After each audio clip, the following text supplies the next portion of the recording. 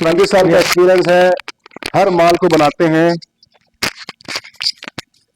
हमें कोई भी परेशानी होती है तो तो फोन कर देंगे रात को 12 बजे भी, सर ये प्रोडक्ट चाहिए, तो कहेंगे यहाँ सुबह तक देता हूँ मैं, और सुबह तक कुछ ना कुछ सोल्यूशन निकाल देते हैं। और खड़े खड़े मटेरियल चाहिए होता है तब भी हमें दे देते हैं। तो बड़े हेल्पिंग मेंटालिटी है, और पूरा केमिकल का नॉलेज है सर को। और कभी कभी मैं भी इनसे कुछ कहीं कहीं से मिला हुआ टूटा फूटा ज्ञान भी शेयर करता हूँ, तो ये बता देते हैं कि हाँ ऐसी चीजें हैं। और बाकी इधर आ जाओ सब सब अपने आप बताइए sir. Okay, thank you Raghu ji and welcome all friends. Sir Hindi में भी कंटिन्यू कर लो, कोई नहीं, लोग पहचान लेंगे। थोड़े बहुत लोग हिंदी जानने वाले हैं, रघु ने बहुत अच्छी इंट्रोडक्शन दी है मुझे थोड़े बहुत लोगों को समझ में भी आया। एंड हमने अपनी इंडस्ट्री स्टार्ट की है 25 ईयर हो गए हैं। This year we are celebrating silver jubilee and 25 साल से रघु जी हमारे से कनेक्टेड हैं। मैं स्टार्टिंग से ही कनेक्टेड हो गए थे ये, और actually we are learning lot of from mister Raghu. अरे नहीं सर, और आपसे हमने क्योंकि he is going in market and all this exploring things and he is telling us problems and then we are solving problems and indirectly we are learning from him only. And I started my education, I completed my education in around 86 87. Then I joined some companies in India only, and I will take the credit that first yeah, flooring was done through me only, not my company but some other company. And at that time they imported the materials and I was the in charge of that application just during my starting of career. And then I did some jobs in other companies also, and finally in 2000 we started my own company. And that's all, that's the journey. कुछ सवाल करने हैं तो कर लो। सवाल है कुछ? तेरे को सारा कुछ आता है सर। तो एक मटेरियल तो ऐसा चाहिए कि सनरेज ओपन एरिया में यूवी रेजिस्टेंस चाहिए सर इनको basically. Epoxy has some difficulties, but polyurethane we are coming with polyurethane also, and that is UV resistant definitely. Transparent layer चाहिए। Transparent we are coming very soon. When could be next 6 months we are coming with PU transparent coating very soon. And regarding ESD coating you were telling, एक मैं आपको general effect करता हूँ। Generally ESD का effect electrostatic current होता है। कभी हमने सभी ने फील किया होगा, हम जा रहे होते हैं, शॉक लगता है हमको, लगाते हैं, दैट इज इलेक्ट्रोस्टैटिक चार्ज हमारे में आ जाता है, इनडायरेक्टली डायरेक्टली कहीं बाई मिस्टेक आ जाता है। वो कई बार कई कई दिन रहता है जी। तो वो इलेक्ट्रोस्टैटिक चार्ज अगर इलेक्ट्रोस्टैटिक कोटिंग करेंगे तो वो चार्ज प्रोड्यूस नहीं होगा बॉडी में, बेसिकली उस एरिया में से और जगह से आ सकता है आपको कहीं ना कहीं पे।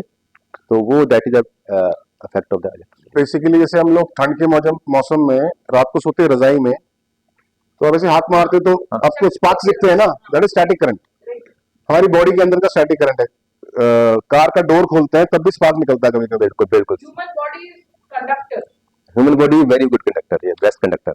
आइए सर, फारिक साहब is an architect. Engineer by education. Oh that's nice. Farik साहब एक आर्किटेक्ट है, एक एस्ट्रोलॉजर है, और पुराने थिएटर एक्टर भी हैं। परेश रावल जी के साथ एक्टिंग भी करी है इन्होंने, और हमारे हर चीज में आ जाते हैं।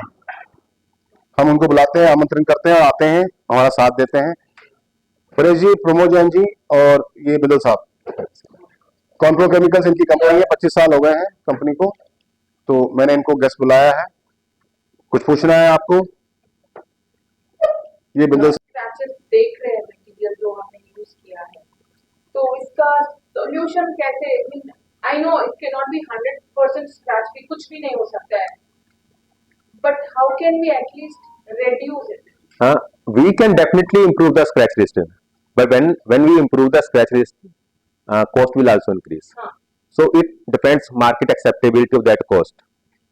So we are in process of making some high cost products with high scratch resistance, high abrasion resistance. We are in process with that. So now this demand has come because now it start coming in residential areas, Right. malls and all these things.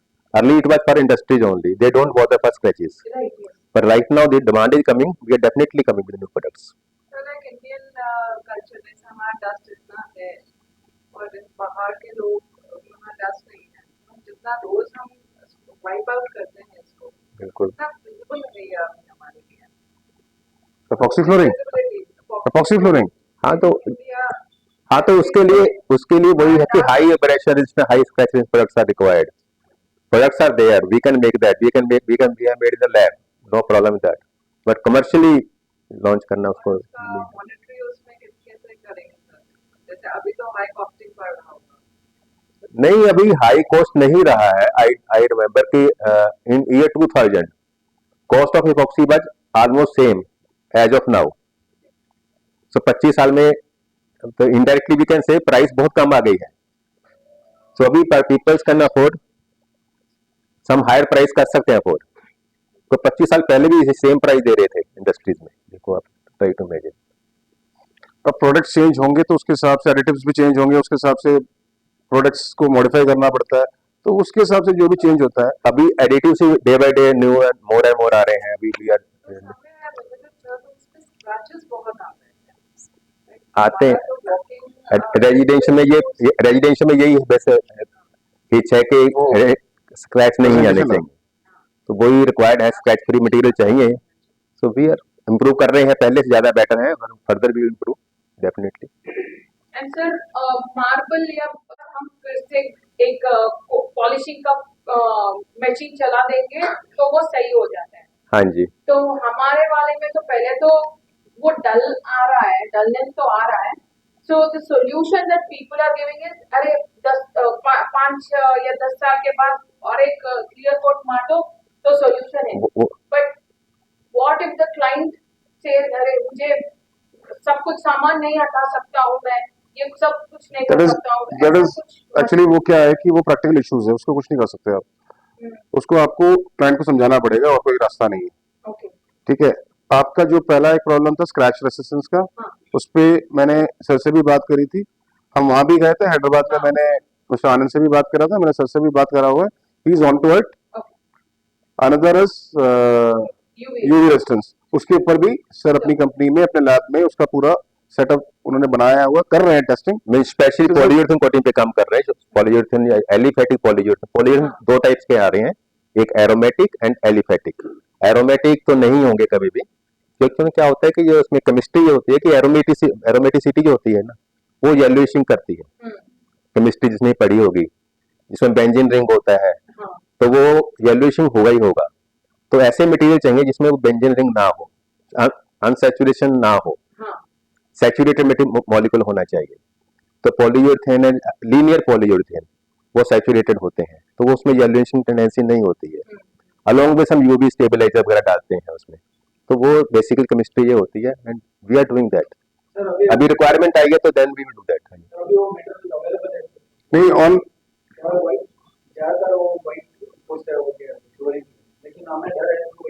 येलोइशिंग होता है epoxy, तो भी frankly होता है, तो we will come, अभी नहीं है, वी आर प्रोसेस में है।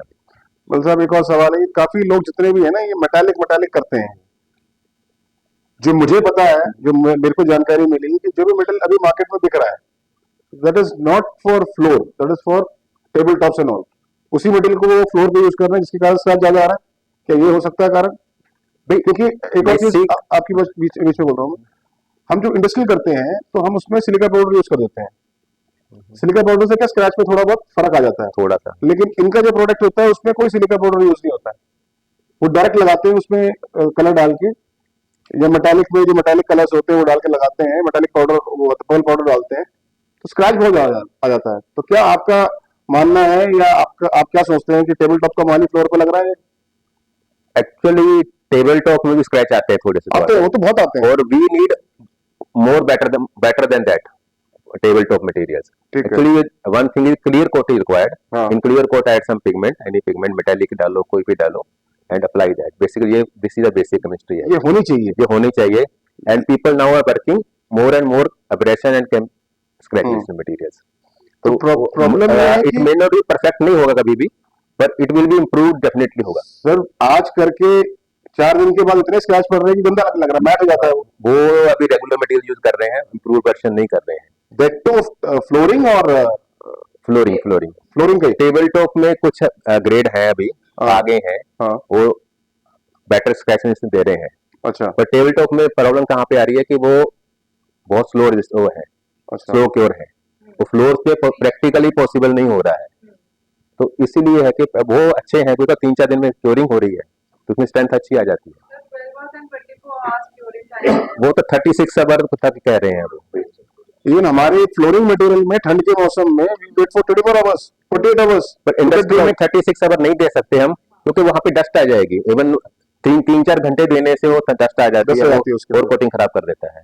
तो वी वांट की should be cure with in 2 hours में हो जाना चाहिए एपॉक्सी फ्लोरिंग के सर लिए। और एक बात है कि बबल्स, हम तो मिक्सिंग करते हैं तो एकदम बबल्स आ रहे हैं। हमें ज्ञान दिया गया है कि यूज ए ब्यूटेन टॉर्च, हम ब्यूटेन टॉर्च यूज करते हैं, नहीं तो हीट गन यूज करते हैं, कुछ बिल्कुल। ना कुछ ये करके वो बबल्स निकालते हैं, तो आईपीए यूज करते हैं। तो डर एक बात की है कि अरे आप जैसे कि हम लोग तो लेमन है, अभी अभी इंडस्ट्री में नया है, तो हम ब्यूटेन टॉर्च चाय दे दूं जब सबको? जलाते हैं वहीं से पिलेंगे। तो डर लगता है कि आग ना पकड़े। वो तो हुआ भी सेफ्टी है। बोल हम साहब, लोग ना चाय ट्रॉवेल पी। को अरे ठंडी होगी। नहीं अरे पी लो, कोई नहीं। कोई बात नहीं। ट्रॉवेल को क्लीन करने के लिए भी हम लोग ब्यूटेन टॉर्च यूज कर रहे थे। मैं यूज करी, डर के यूज करी, एकदम से पूरा बोतल को आग लग गया और हमें फेंक के वो लड़के थे तो कुछ हेल्प कर दिए। लेकिन वो कैसे है, उसको अवॉइड करके कुछ और सोल्यूशन मिल सकता है? एक सोल्यूशन, बेस्ट सोल्यूशन तो है जब मिक्सिंग कर रहे हैं रेजिन हार्डनर की, आप तभी उसी वक्त हम एयर इन ट्रैप करवा रहे हैं उसके अंदर। हाँ हाँ सही तो वो अगर मिक्सिंग अगर प्रॉपर की जाए, जैसे होता है स्टर शुड 100% डिप हो जाए, है। मैंने इवन थोड़ा सा 3-4 सेंटीमीटर अंदर चला जाए स्टर, जो स्टरी मिक्स हो रहा है, तो एयर एंड ट्रैप बहुत कम होगी। तो कभी कभी वो पॉसिबल नहीं होता है, then all this things are required.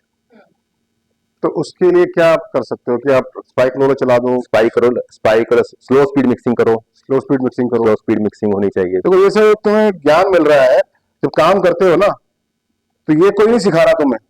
जहां भी सिखाओगे वो कहते हैं ऐसे मिक्स करो, ऐसे डालो, ये करो। ये देखो, ये एक्सपर्ट ही बता सकते हैं आपको ये चीजें, कि आपको स्लो मिक्स करना है, एयर को एंट्रैप करने से रोकना है, उसके ऊपर आपको स्पाइक रोलर चलाना है, उससे वो एयर को खत्म कर, जितनी भी बबल्स है उसको खत्म करेगा।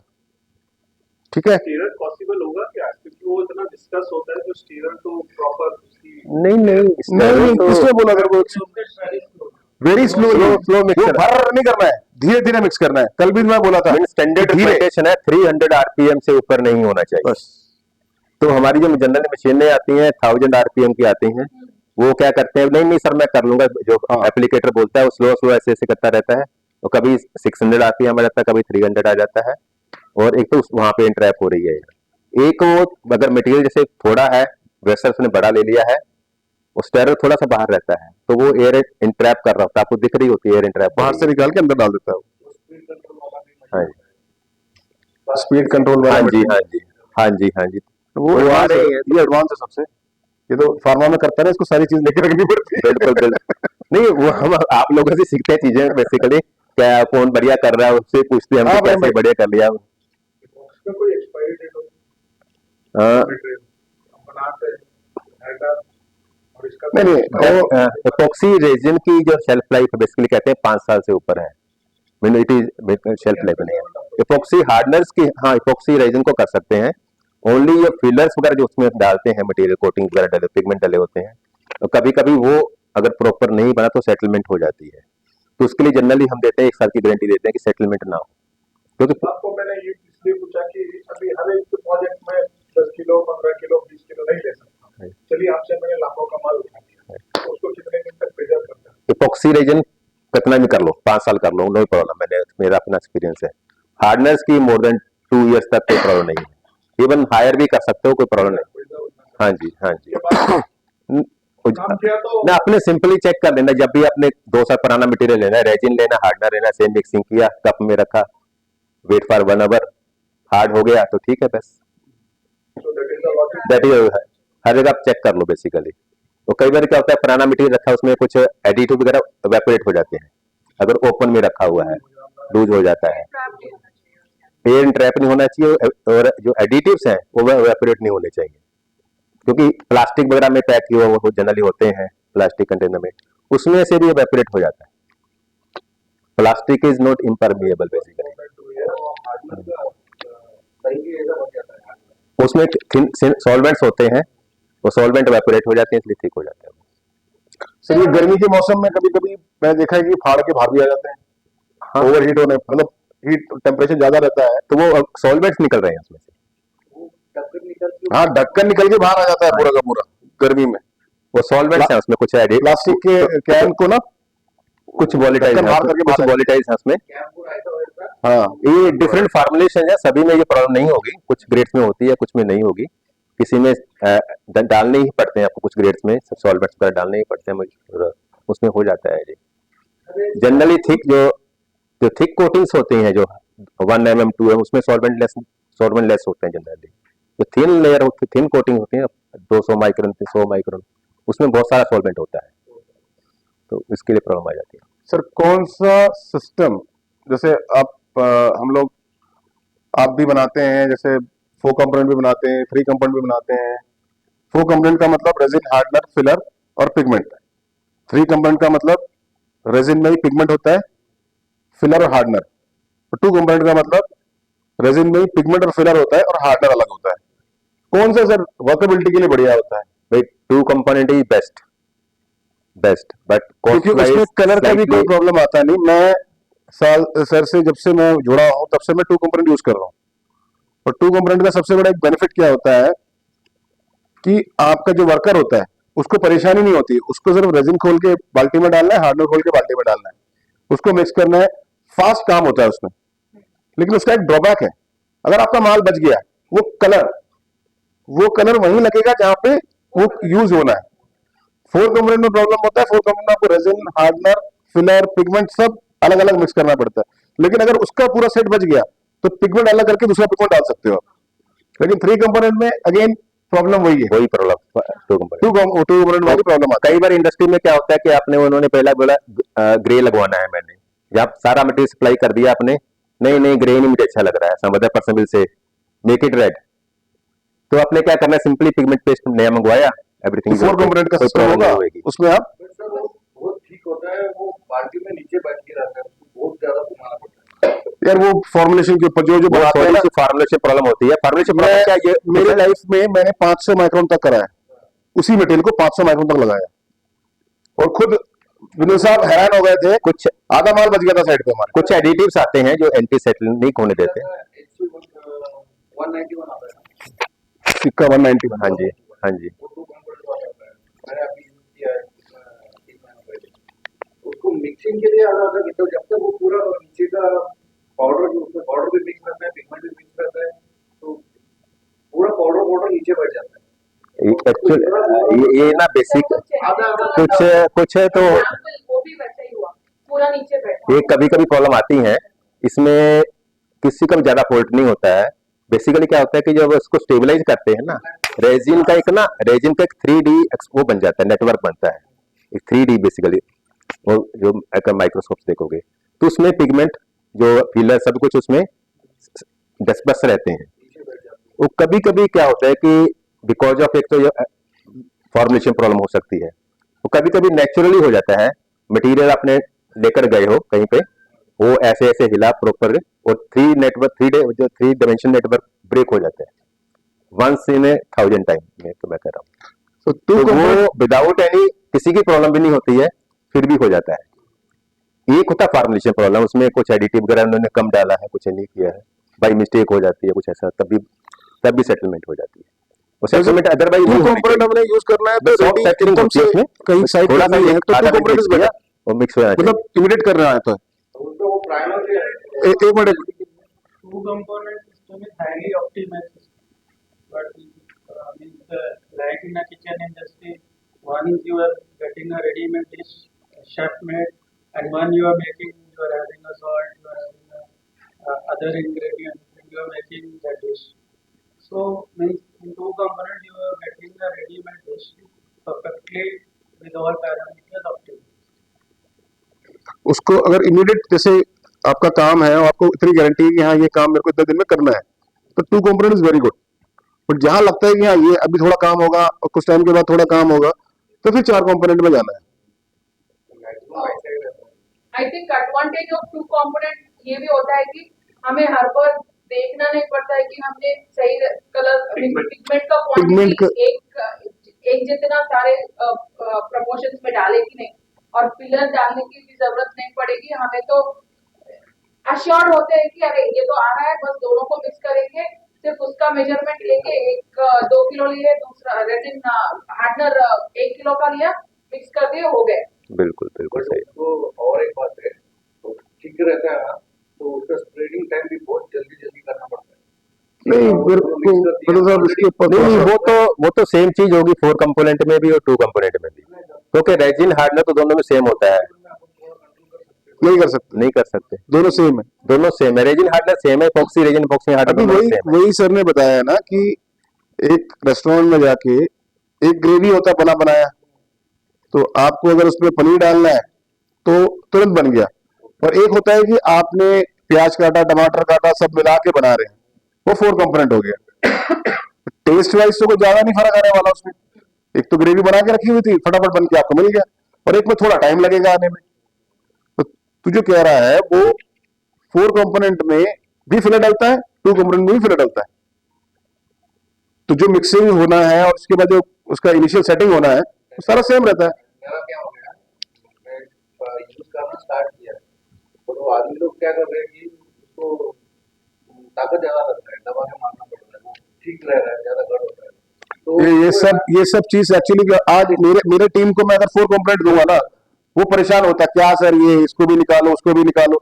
2 कंपोनेंट दूंगा वो फटाक से करता है, क्यों, इतने सालों से 2 कंपोनेंट से करते आ रहा है, तो 2 कंपोनेंट उनको लिए फीजिबल। मैं बोल रहा हूँ पीक गर्मी के मौसम में मैं नहीं था साइड पे, गलती से 1 mm की जगह वो खिंचता गया 500 kg मेटल आया था, 250 kg मेटल बच गया मेरा, और फिनिश एकदम इसका टॉप कोट का फिनिश। जब मैंने बोला तो खुद मुझसे पूछा, जैसा ने पूछा सबसे कम कितना लगाया है इसको, मैंने बोला 500 माइक्रोन लगाया है। कह रहे किसने लगाया, मैंने ये बंदों ने लगाया। तो मैन्युफैक्चरिंग के ऊपर भी डिपेंड रहता होगा। मटेरियल बनाने के ऊपर डिपेंड होता है।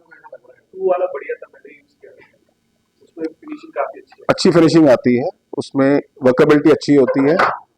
और एक जनरल स्टैटिस्टिक है कि 50 जो कंट्रीब्यूशन है जो है ना फ्लोरिंग का, कैसी परफॉर्मेंस आ रही है, उसमें 50% मटेरियल का होता है, 50% एप्लीकेशन का होता है। एक excellent material, best quality material can fail, एक medium quality material can perform excellently, क्योंकि एप्लीकेशन के ऊपर जो एप्लीकेशन कर रहा है, एप्लीकेटर कर रहा है, उसके ऊपर डिपेंड ज्यादा करता है। तो मैं तो ये सभी आदमी ये बोलता हूँ कि अच्छा एप्लीकेटर होना चाहिए। तो मैंने अपने मेजर काम गंदे काम करे हैं, खराब फ्लोर, मट्टी जैसा फ्लोर। अच्छा काम करता हूं तो वहां काम हमारा खराब हो जाता है, क्योंकि लड़कों को आदत नहीं है अच्छे काम करने की। वही वाली बात है, जो ढाबे के पानी पीते हैं ना, उसको बिस्लेरी पिलाओ तो उसका पेट खराब हो जाता है, और जो बिस्लेरी पीता है उसको ढाबे का पानी नहीं लगता। हमारा उल्टा हो गया है इसमें। रघु जी की मैंने देखा बहुत बढ़िया एप्लीकेशन स्किल, बहुत ज्यादा बहुत बढ़िया है। हम अपनी कंपनी एग्जांपल देते हैं कि वो हमारी एप्लीकेटर बोलते हैं सर मटेरियल नहीं काम कर सही कर रहा, तो हम इनके एग्जांपल देते हैं कि सेम मटेरियल हमने उनको भेजा है, वहां तो बढ़िया काम कर रहे हैं, उनको इनकी साइड पे भेजते हैं हम, जब देखते हैं कैसे किया उन्होंने, तो फिर आके बोलते हैं सर हमसे ये मिस्टेक हो गई थी, ये हो गया था। सर और एक बात सर, ऐसा है कि मटेरियल जो हम टेबल टॉप में यूज करते हैं, हाँ जी, वो हमें थिक करना पड़ता है, 3D जो करते हैं हम, हाँ जी, पूरा जो ओशन थीम है सारा उसका मैंने यहाँ पे दिया आपको, ये देखो सर, एक मिनट जरा पीछे देखेंगे जैसा हमने ये रेजिन्स बुने हैं, ये सब थोड़ा सा साइड जैसा दिख रहा है, हाँ दिख रहा है, चलिए चलिए ठीक है। ठीक है सर। इसमें अगर कुछ कमी है तो हमें बताओ। पहला हमने बिस्फेनॉल ए बोला है, दूसरा bisphenol F, novolac resin, water base, solvent free, और लास्ट में आर्ट एपॉक्सी है। सर इसमें कुछ गलत है तो बताओ, कहीं हमारी जानकारी में कुछ गलत इन्फॉर्मेशन है तो अभी इसको हम लोग बदल सकते हैं, क्योंकि गलत इन्फॉर्मेशन इनको भी नहीं देनी है। नहीं बस ठीक बात है आपकी, बिस्नोल हो गया, नोवोलक हो गया, बिस्नोल प्लस है रेजिन, ये रेजिन है, बिस्नोल रेजिन, नेक्स्ट भी बिस्नोल रेजिन, एफ है, बिस्फेनॉल एफ है, अच्छा ठीक बात और है। नोवालिक हो गया, वाटर बेस हो गया, सॉल्वेंट फ्री एपॉक्सी हो गई, और मेटालिक जो आर्ट का वाला वर्क हो गया। बिल्कुल सर, बिल्कुल। ये जो वाटर बेस्ड epoxy है, it can be used on the kitchen surface areas also. No, ma'am, it is used for industries like green industries. वहाँ पे आप सॉल्वेंट बेस यूज नहीं कर सकते हैं। Specially pharma and stage and other things, यहाँ पे सॉल्वेंट बेस पॉसिबल ही नहीं है। तो तो वहाँ सर, पे this is close your room होते हैं और hardness. थोड़ी स्मेल भी आ जाए उनको प्रॉब्लम करते हैं, अलाउ ही नहीं करते हैं। तो वहाँ पे किचन काउंटर वगैरह पे कौन सा वाला लगता है? यही लगेगा अपना वाला नॉर्मल जो हम लोग फ्लोर पे यूज करते हैं, उसको लगा सकते हो आप आराम से। वही बात। तो सर ये हमारे हार्डनेस है, हम जो मुझे लगते हैं ये एक नया इन्फॉर्मेशन मेरे एक गुरुजी ने बताया था, तो सही है कि नहीं है मुझे पता नहीं है, उसकी डिटेल मुझे कुछ नहीं पता, इसलिए कुछ लिखी नहीं है मैंने। कैशनट शेल लिक्विड को ये हमारे पास है, आपके पास है? हम आपको देते हैं। सर आपको मुझे पता ही नहीं, मैं लगाया आपको देते हैं। तो इसलिए सर बुलाया ना सर आपको, कुछ हाँ जी। क्लैरिफिकेशन हमें भी तो मिले। हाँ जी, हम ज्यादातर यूज पॉलीमाइड करते हैं। पॉलीमेट्स हैं पहले और कैशनट शेल लिक्विड आए हैं। ये एलिफेटिक महंगा होता है, ट्राइमाइन है जी, साइक्लो एलिफेटिक ट्राइमाइन महंगा होता है। साइक्लोएलिफेट ट्राइमेन महंगा नहीं होता है, ऐसा ओवरऑल महंगा नहीं होता है। महंगे पॉलीमाइड सभी एक जैसे ही होते हैं बेसिकली। अच्छा, साइक्लोएलिफेट यस, हाँ थोड़ा ट्राइमाइन तो महंगा होता है थोड़ा नहीं, साइक्लोएलिफेटिक हो गया हाँ, साइक्लो एलिफेटिक ट्राइमाइन है ना। वो थोड़ा सा महंगा हो जाता है, थोड़ा सा महंगा। और कैशनट शेल ये सबसे सस्ता है नीचे वाला। ये इंडियन में है ना, कौन से? कैशनट? कैशनट तो इंडिया से स्टार्ट हुआ है, बैंगलोर से किसी ने बनाया बता रहे हैं। बेसिकली केरला से ही हुआ है ये। अच्छा, केरला से। केरला से कैशनट शेल लिक्विड हुआ है। एंड बड़ा इंटरेस्टिंग बताता हूँ कि 86 में अच्छा, मैंने अपना एक एमटेक प्रोजेक्ट किया था जो, तो I made epoxy resin from cashew nut shell liquid. 85 की बात कर रहा हूँ मैं। सर हमें तो नॉलेज अभी मिल रही है। मुझे भी हम तो 15 पॉलीमाइड तक ही सीमित थे। 40 साल पुराना 40 साल पुराना मेरा एमटेक प्रोजेक्ट मेरा है, रिकॉर्डेड है, पेपर पब्लिश है मेरा, है जी। इसके यही फीचर इसके हैं बेसिकली, इट इज फ्लेक्सिबल है जी originally, and it can be applied in very low temperature areas. Cold storage, cold storage rooms and water resistance बहुत अच्छा है, पर यहाँ पे यूज नहीं हो पा रहा था पहले, तो इसको फर्दर मॉडिफाई किया गया एक्सेलेरेट करने के लिए इसको। तो अभी एक्सेलेरेटेड वर्जन यहाँ पे आ रहे हैं और it is working as good as polyamide hardener, क्योंकि वो पहले कंजप्शन है। हाँ जी, अभी सभी जगह करा रहे हैं, मेनली अंडर लिमिट्स के लिए। इसमें कलर होता है तो टॉप कोट्स में यूज नहीं हो पाता है, डार्क कलर चेंज कर देता है। डार्क कलर होते हैं इसमें जो कैशनट का जो लिक्विड होता है ना, वो ब्राउनिश लिक्विड होता है, तो इसको फिर फर्दर डाइल्यूट किया, उसको प्योरीफाई किया, ट्रांसपेरेंट नियर टू ट्रांसपेरेंट लेकर आए, और फिर भी ट्रांसपेरेंट नहीं हो रहा। तो मतलब सर एक पीलापन तो उतना वैसे ही आएगा, क्योंकि उसमें बाकी चीजें डाल देते हैं, अमीन वगैरह जब रिएक्शन कराते हैं तो फिर पीलापन तो आ ही जाता है। काम सबसे नहीं ऐसा नहीं, 100% नहीं डलता है, पार्ट डलता है बेसिकली। हमारे यहाँ पे तो अब बाकी रास्ते के बाद चलता काम बढ़ा रहे ना, पैसा कम रह रहे हैं, और खास करके हम जितना भी कस्टमर को जल्दी फोन करते हैं तो बस एक बार फोन में बोलना है कि कोटेशन कितना है, बोल दिया तो एक आदमी ने तो यूं हाथ बता दिया था, इमोजी भेज दिया था। वो आपका रेजिडेंशियल है ना, उसका इंडस्ट्री की बात हो रही है अभी उसका भी बताऊंगा आपको, उसका मैं तोड़ बताऊंगा आपको। सर एक चीज मैंने अभी इनको बोली थी कि ब्यूटेन कट और राइलिन कट, सर एक बार उसके बारे में कुछ बता दो क्या होता है, क्योंकि इनका जो एक होता है कि अभी बताया इन्होंने, कुछ मारा तो जल गया वो। आइसोप्रोपाइल अल्कोहल स्प्रे सर वो अवॉइड करने के लिए मैं बोलता हूँ, तो फ्लेम के पास में तो नहीं वो ना होना चाहिए। स्ट्रेंथ कम कर देता है सर, फ्लोर का स्ट्रेंथ, या किसी टेबल टॉप पे तो चल जाता है वो, फ्लोर पे स्ट्रेंथ कम कर देता है वो। बताइए सर, Actually तो हमको विदाउट एनीथिंग अपने आप ही होना चाहिए, we are coming with that, और एक डीफॉर्मर्स वगैरह हाई क्वालिटी डीफॉर्मर्स आते हैं, ट्रायल कर रहे हैं, कुछ ना कुछ सक्सेस मिले कहीं ना कहीं पे। दूसरे वाला तो इसमें टाइम के साथ उसका सॉल्वेंट हो तो इवेपोरेट हो जाए, तो आफ्टर 1 मंथ 2 मंथ्स के बाद ऐसा कुछ लेवल तो बचेगा ना, बाद में तो कुछ नहीं बचेगा, वो तो कुछ घंटे की बात ही है, वो तो है ही। ड्राई होने के बाद एपॉक्सी इज नॉट फ्लेमेबल, वो अगर फ्लेम पकड़ेगा तो काला हो जाएगा, वो आग को आगे बढ़ने नहीं देगा। वो जब गीला रहता है, जब करते रहते हैं, तब वो फ्लेमेबल रहता है। ये एपॉक्सी का टेंडेंसी और सॉल्वेंट ऐसे एपॉक्सी वो भी फ्लेमेबल नहीं होते हैं। अपनी किचन में किया है और 3-4 कस्टमर उससे पूछा उन्होंने कि यार ये केमिकल से तो कुछ आप बात कर रहे हो ना, नहीं नहीं मैंने नहीं, खुद की किचन कुछ solvent less epoxy, solvent solvent भी उसमें नहीं है, निग्लिजिबल सॉल्वेंट है, बहुत ही 1% 2%, उससे भी फायर नहीं पकड़ता है, वो नहीं पकड़ते हैं। जैसे अब ये एक हमारा सरफेस प्रोटेक्शन का एक हमने बनाया था, जिसमें अपना ये एंकल ग्राइंडर हैंड ग्राइंडर है, उसका डायमंड कप, ये बड़ी वाली मशीन, ये स्कैरिफायर और उसका ड्रम, और ये अपना है सैंड ब्लास्टिंग, शॉर्ट ब्लास्टिंग, और ये सैंड ब्लास्टिंग। सर कुछ बताएंगे इसके बारे में, इस मशीन के बारे में, स्कैरिफायर, बाकी तो उनको पता है, ये देखी हुई है, स्कैरिफायर किसी ने देखी नहीं है, और शॉर्ट ब्लास्टिंग और सैंड ब्लास्टिंग जरा एक इसके ऊपर थोड़ी एक आइए सर, थोड़ा चाय रन दो। शॉर्ट ब्लास्टिंग मशीन क्या होती है, इसमें छोटे छोटे बॉल्स होते हैं आयरन के, और एक वी शेप का होब होता है, और ऊपर सक्शन पंप लगा होता है। इसमें क्या होता है कि जो बॉल्स होती है वो सर एक मिनट सर, एक मिनट सर, ये बता इतनी डीप नॉलेज आपको कहीं नहीं मिलेगी, तो सारा ले लो, ठीक है। इन्होंने सारी मशीनें यूज करी हुई है, और कुछ मशीन इनके पास है भी, तो इनको पता है सारा, मैं उतना ही दे पाऊंगा ज्ञान जितना ही दे पाते हैं। Sir continue please. तो एक साइड से जाके वो बॉल जो है वो हिट करती है, it makes the surface just like a sandpaper, and then balls come back for the next hitting cycle. So it keep on rotating and machine is moving forward, and a very good performance. In surface profession, the best machine right now available is short blasting machine.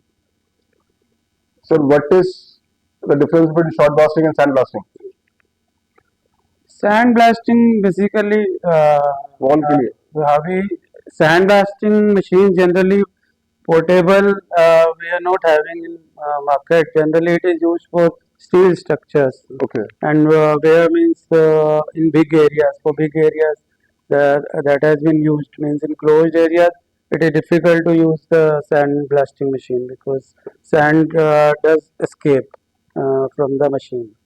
But in iron balls, short blasting means it is captured within the magnetic field. So there is a very little chance of escaping the iron balls. so which is better, like if we are using a scarifier or a short blasting? Scarifier basically generally used where surface is heavily contaminated, and you need to take out 1 to 2 mm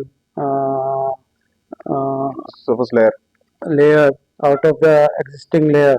Means any contaminants, if they are 1 to 2 mm thick, so it is better. Or if you are going for heavy duty treatment, like you are using probable epoxy screed, and you need a very high profile texture before doing that, so there scarifier machine is used.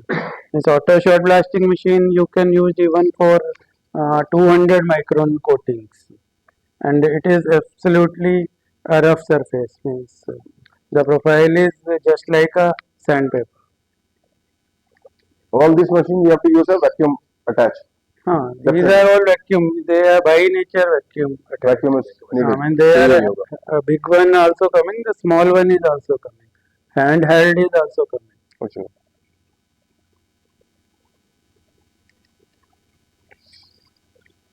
So this is a site photo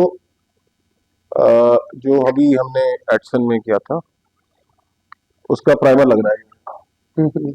सिर्फ primer कैसे लगता है ये दिखाने के लिए sir मैंने उसका वीडियो लेके इसके संग अटैच कर दिया था। सर कुछ इस पे डालिए सर, प्राइमर का क्या रोल है एक्चुअल में, फ्लोरिंग, एपॉक्सी फ्लोरिंग में क्या?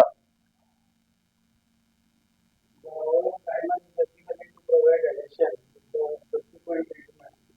That is the purest form of epoxy, which has been modified for penetration inside the concrete floor.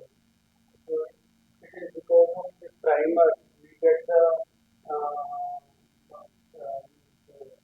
perfectly adhered epoxy treatment. The treatment is just like that. You cannot take out the layer of epoxy alone. It should come out with the floor itself. That is one of the primers.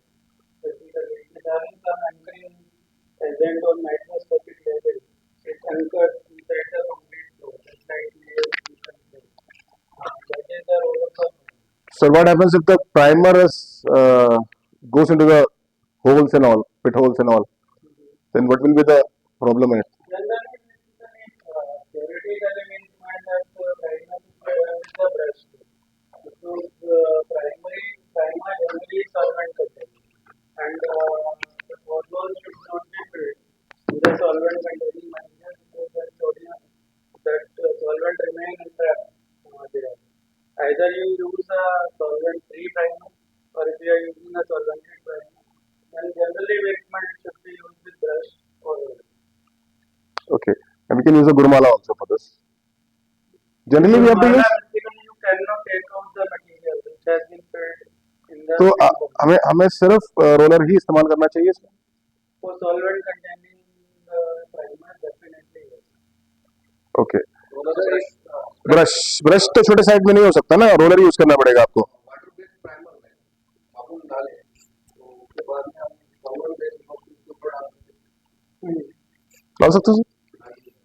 क्योंकि after curing अच्छा, curing के बाद water based primer आता है वो water based primer के ऊपर कितने टाइम बाद सर? क्योरिंग का मतलब कितने टाइम के बाद? 24 घंटे बाद?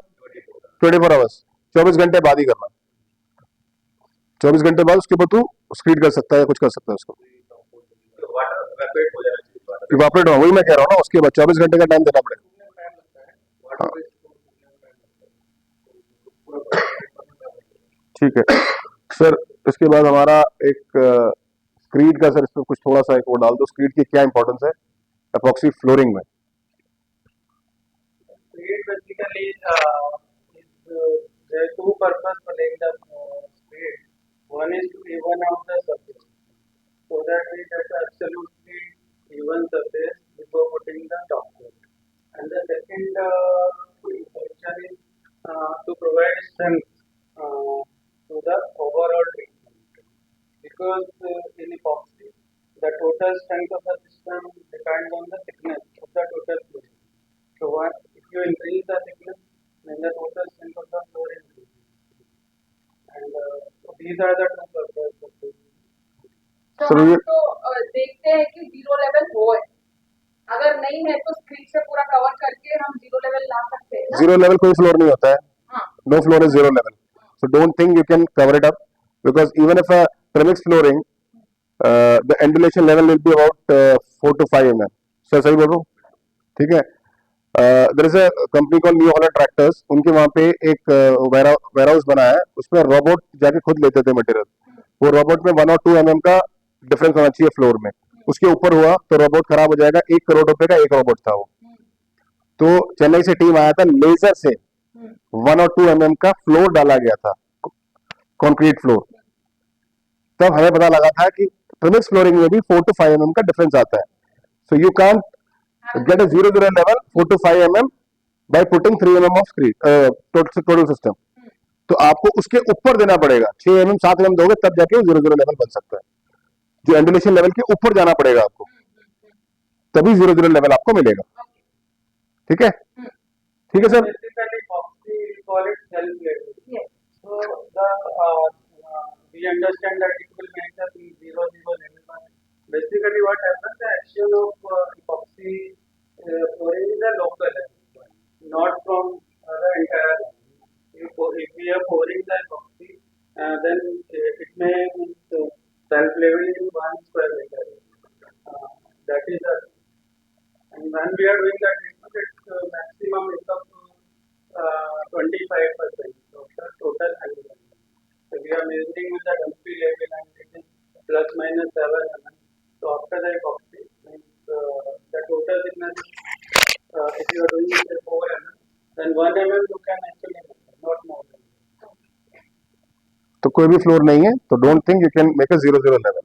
ठीक है सर. एक छोटा सा बस लास्ट रह गया. इंडस्ट्रियल फ्लोरिंग के ऊपर आप एक बता दीजिए, इंडस्ट्रियल फ्लोरिंग का क्या इंपॉर्टेंस है for industries like auto air pharma?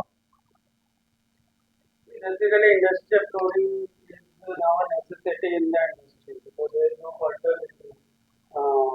In industries are subjected to constant movement. If we are doing a simple concrete flooring, then the trolleys are coming and going and going months or so, the aggregates will be exposed. So there is a necessity and no other type of mooring can replace it. Because other, if you are going for stone or other things, they also come out on continuous movement. And the second advantage is it is easily replaceable. So that's the it is the backward one. And it has been in third is you can do the color coding of your area, like these are walking ways, these are for material handling, like that. And fourth one, it increases the light within that area because its reflection property. So the luminance of that area increases by doing this. So what about for pharma industry? What is the importance of epoxy in pharma industry? Pharma industry basically that is the requirement of pharma industry. It is antibacterial, antifungal.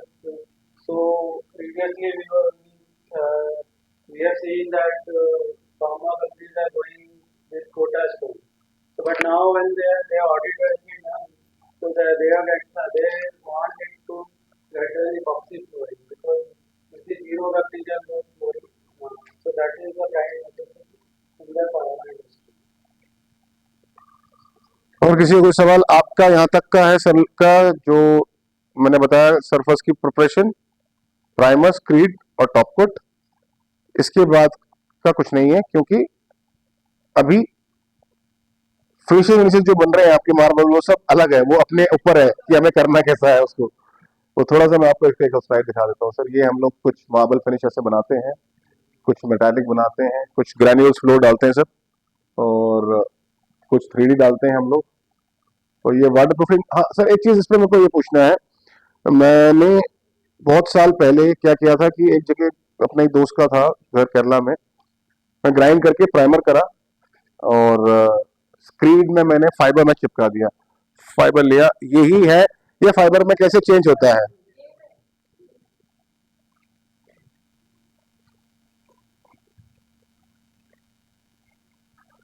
इसको मैंने screen में चिपका दिया till the पैराफेक्ट wall 6 inch, और उसके ऊपर मैंने एक और कोटिंग मार दी, और वो कम से कम 8-9 साल हो गए अभी तक, उसके वहां पे एक बूंद पानी नीचे नहीं आया और क्रैक्स भी डेवलप नहीं हुए हैं इसमें। तो मुझे लगा कि ये very good for a terrace, but the condition है कि इसमें मॉइस्चर नहीं होना चाहिए कहीं पे भी करते वक्त। Basically, epoxies have a better coefficient of thermal expansion as compared to concrete. So, if there are small areas, it can work. But if there are big areas, then crack may develop. मतलब 100%। But in small areas, say 100 to 200 square meter, it can be done. ठीक है, बस यही था sir. क्योंकि आजकल केरला में भी बहुत से रील्स आ रहे हैं, कहते हैं जब तक बिल्डिंग रहेगी तब तक इसको कुछ नहीं होने वाला, ये यही सब चीज यूज कर रहे हैं। सो इसको हम लोग पॉलीमर बेस भी यूज कर सकते हैं, acrylic base Glass fiber based भी आता है, polypropylene based भी और पॉलीप्रोपाइलीन बेस भी आता है। सर अभी अब फ्लोरिंग पे ऑयल जम रहा है। मैंने चॉकलेट पाके में देखा सिर्फ ऊपर के लेयर पे था, हमने ग्राइंडिंग करे, एसिड वॉश करे, कुछ तो भी गड़बड़ कर दी है, करे फ्लोरिंग वो पपड़ी के जैसा निकल के आ रहा है। लास्ट मंथ 2 महीने से मैं रानी मद्रास जा रही हूँ वहां पे ट्रेनिंग लेने के लिए, वहां पे देखी कि वहां पे पीयू फ्लोरिंग दिख रहा है और वो भी कुछ जगह पे टूटा फूटा है, लेकिन ऑयल सीक्वेंस वहां पे देखती हूँ। रानी मद्रास इज ऑल अबाउट ये जो 4 व्हीलर और कार 2 व्हीलर के पार्ट्स रहते जो पिस्टन्स वो सब रेडी हो रहे हैं वहां पर। तो वहां पे जाके मैं देखी थी कि टूटा हुआ फ्लोर है, अगर भी अप्रोच है तो ऑब्वियसली हमें तो क्लीन करना पड़ेगा। तो वो क्लीनिंग का कुछ ऐसा कैसे कर सकते हैं? पीयू है, पीयू निकालेंगे फिर पीयू डालेंगे, नहीं तो एपॉक्सी डालेंगे। How can we suggest which one is good to those kind of industry? ESD Actually, I can tell you one thing. The question is where we can use epoxy and where we can use PU. yes. This is the question. इसके लिए इतना उन्होंने बताया, यही उनका सवाल है, कौन सी इंडस्ट्री में आप पीयू लगा सकते हो, कौन से फ्लोर पे पीयू लगा सकते हो, कौन से फ्लोर पे एपॉक्सी लगा सकते हो। What if the client asks नहीं मुझे पीयू चाहिए लेकिन वहाँ एपॉक्सी सूट होगा, नहीं epoxy डलवाना है लेकिन वहाँ पे PU सूट होगा. How can we differentiate and tell them? What is that done between epoxy and PU? That if we understand that, so we can recommend them accordingly. So what is epoxy? Basically, epoxy is having a very good bond strength. Epoxy is having a very good blending property. Epoxy is having a very good gloss, and it is having a very good compressive strength of say 60 Newton per mm square. So if we go to PU, what is the advantage and disadvantage? Like it is not having a very good self-leveling property. Number one. Number two, it is not a very glossy surface. Okay. And number three, you need to apply it in good thickness. The minimum recommended thickness is 3 mm. Right. Number four, it is having a slightly lower compressive strength, say 40 to 50 Newton per mm square. Then another thing, it is not having a very good if you are putting the PU flooring without anchoring, so after application you can just roll it out like a carpet. So you need anchoring for that. And what is the advantage? Advantage is like the abrasion of PU flooring is higher than epoxy, and then the impact strength. Impact strength is higher than the epoxy. It is somewhere the tools are falling continuously, and they want that my floor should not be get damaged with that. So because the impact strength is better, so you can recommend a PU flooring. And then another advantage where you can recommend PU is like dairy industry, where you have to do the steam cleaning after the process. The epoxy is not resistant to steam cleaning, but you can take a very high temperature. So that is again where you can recommend PU flooring. Then in cold storage, PU is having a better tensile strength. So in temperature variation, PU can perform better. Sir, Then again, PU is slightly permeable also. So in moisture areas like meat processing plants and all, there you can recommend PU flooring. Sir एक बार इसके बारे में जरा बता देंगे, tensile strength, compressive strength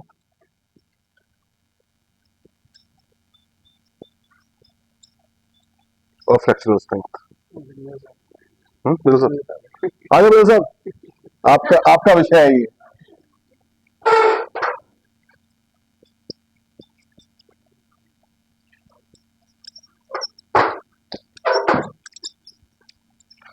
sir ये तीनों चीजें बता दीजिए, टेंसाइल स्ट्रेंथ क्या होता है, कंप्रेसिव स्ट्रेंथ क्या होता है. देना एक मिनट.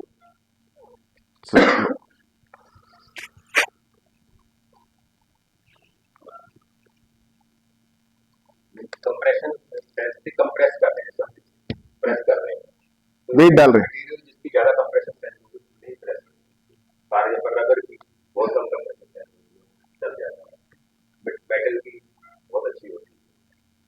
तो कंप्रेशन एक होती है फ्लेक्सुरल स्ट्रेंथ. और मैंने अभी दो जगह पे मैंने रखा है, तो अगर बीच में कुछ प्रेशर डालते हैं तो वो रहती है फ्लेक्सुरल स्ट्रेंथ.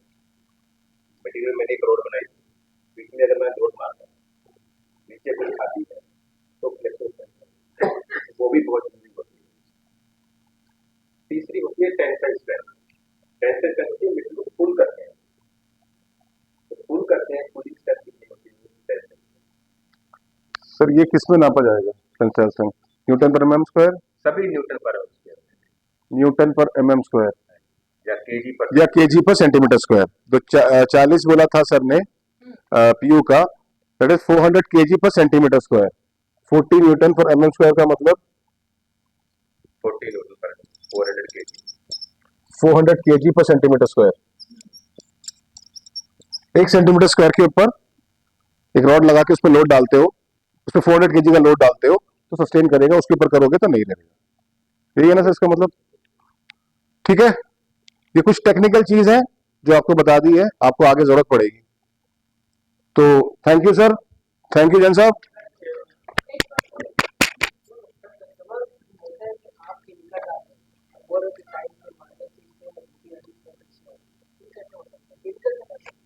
कौन से केमिकल डालने से? हाँ,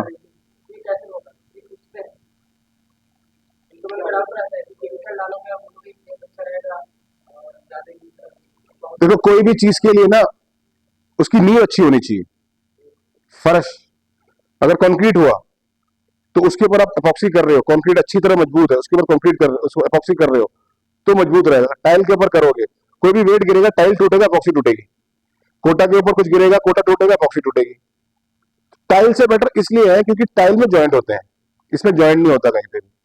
टाइल पे मूवमेंट होती है, कभी कभी टाइल में मूवमेंट होती है, इसमें मूवमेंट नहीं होती है। तो कोटिंग वहां पे क्रैक कभी कभी अगर टाइल में अच्छी तरह होती है।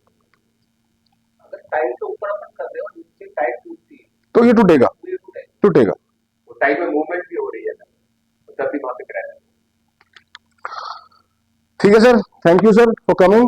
Sir but one last question, last, अभी टाइल आ गया तो हाँ, हम लोग बोलते हैं क्लाइंट को कि आपका फ्लोरिंग जैसा भी हो, हम लोग उस पे फ्लोरिंग एपॉक्सी का फ्लोरिंग कर देते हैं, लेकिन what is the best way, किस जैसा आई मीन कौन सा फ्लोरिंग रहना है ताकि हम लोग बेझिझक बोल सकते हैं कि अरे आपको Concrete, प्रॉब्लम नहीं concrete. होगा आपके फ्लोरिंग का। Actually, ideal requirement, what is the ideal requirement for doing the epoxy flooring? One is it should be perfectly leveled, and second thing is it should have a minimum strength of 25 Newton per mm. That is the only two prime requirements for doing the epoxy flooring.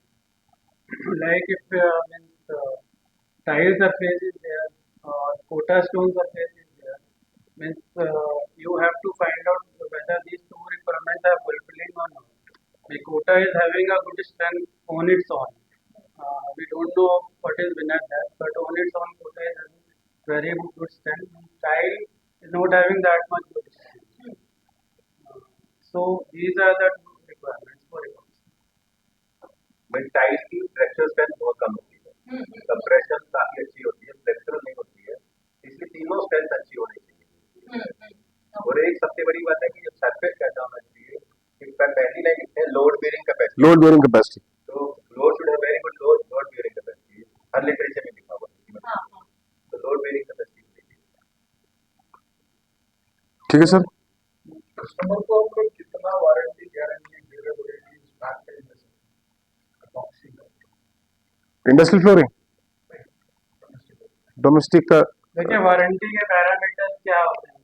Warranty के parameters एक होता है डीलैमिनेशन, ठीक है, that is one parameter. Second होता है कि continuous movement के अंदर में कलर फेडिंग नहीं होना चाहिए। these are mainly the two requirements in the industry side for which they want warranty. So one thing is application oriented, anything delamination is taking place, that is mainly application related problem or a non-specific issue. And second thing is the abrasion resistance, that is the material warranty, that how much abrasion is taking place, that you have to find out, because no material in this world is abrasion proof. So you have to see the abrasion cycle. If the trolleys are going outside and then coming inside the plant, taking lot of sand particles on their wheels, that means it is acting just like a sand chip. So if you are putting the floor subject to continuous contact of the paint, so obviously the color is good. So you have to see the condition and then accordingly decide what type of warranty you can do. As far as the life is concerned, epoxy is having very good life. It is having abrasion resistance is 70 grams per 1000 seconds. If anything is moving means 1000 times, so only 70 grams of epoxy in 1 square meter area is losing out. So you can find out how much is the life of